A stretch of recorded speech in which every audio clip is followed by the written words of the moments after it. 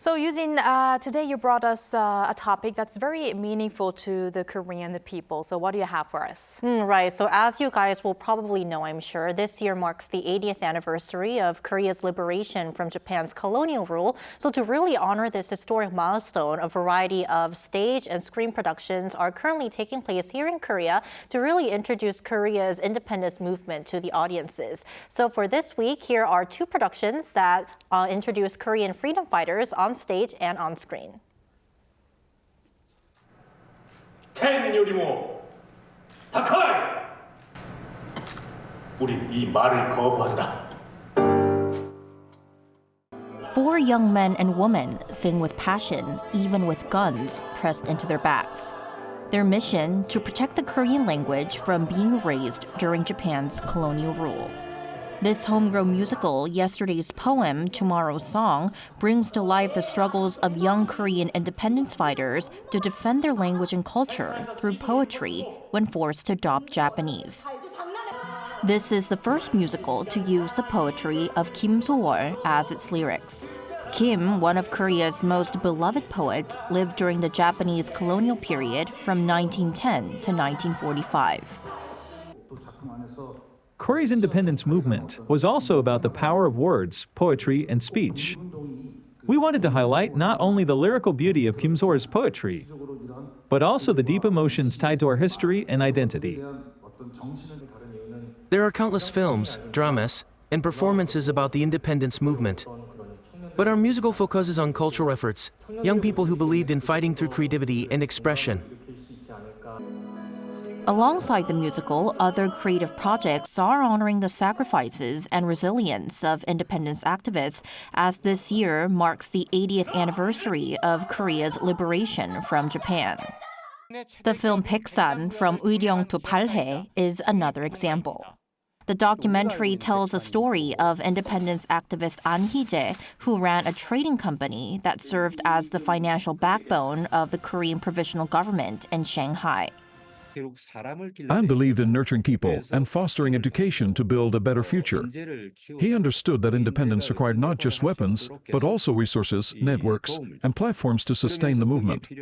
His trading company, similar to today's largest conglomerates, also helped train independence fighters. Using advanced AI technology, director Jin vividly brought An's story to life on screen.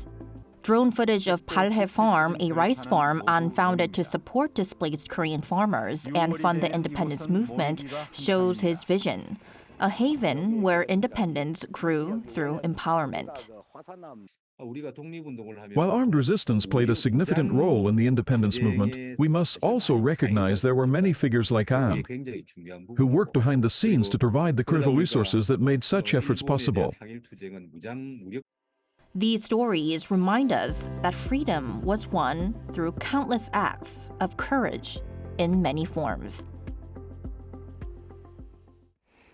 Yoo-jin, the productions that we just saw through your report remind me of the expression that the pen can be as mighty or even mightier than the sword.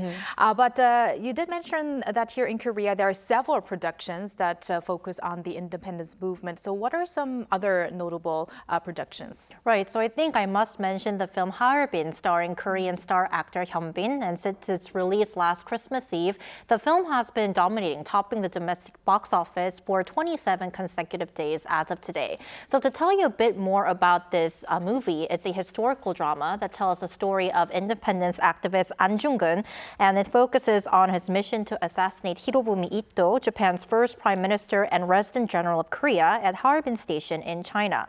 And there's also good news for our international viewers because the film is already being screened in theaters across the US, Indonesia, and Malaysia, and it's set to premiere in Australia, New Zealand, and Taiwan later this month. Right. We're probably also going to touch upon Harbin later in our movie segment, right? Yes, exactly. Yes. And Yoo-jin, what events can we look forward to this year celebrating the 80th anniversary of Korea's liberation from Japan? Well, Walter, as it's still early in the year, not much plans have been announced yet, but at least the Culture Ministry has announced that the museums under its wing will be preparing several exhibitions to mark the occasion.